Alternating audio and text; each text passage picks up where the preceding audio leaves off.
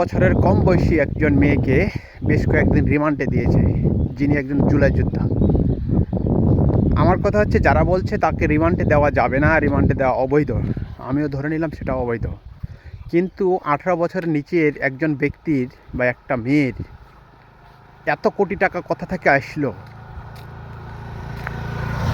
মানে এত কোটি টাকা কোথা থেকে আসলো, এই প্রশ্নটা কি আদৌ যারা তার বিচার চাচ্ছেন না, যারা তার রিমান্ড চাচ্ছেন না, আদৌ কি আপনাদের মনে প্রশ্ন এসেছে যে এই মেয়েটার এত কোটি টাকা কোথা থেকে আসলো, তার ব্যাংক ব্যালেন্সে এত টাকা কোথা থেকে আসলো? হ্যাঁ, এটা ভাববেন না, কারণ সে জুলাই যোদ্ধা। তাই তো জুলাই যোদ্ধা দিয়ে সবাইকে পার করেই না ভাই, কারণ জুলাই যুদ্ধের যারা যুদ্ধ করেছে তাদের একটা শক্তি রয়েছে। এই শক্তিটাকে এইভাবে ধূলিসাৎ করিয়েন না।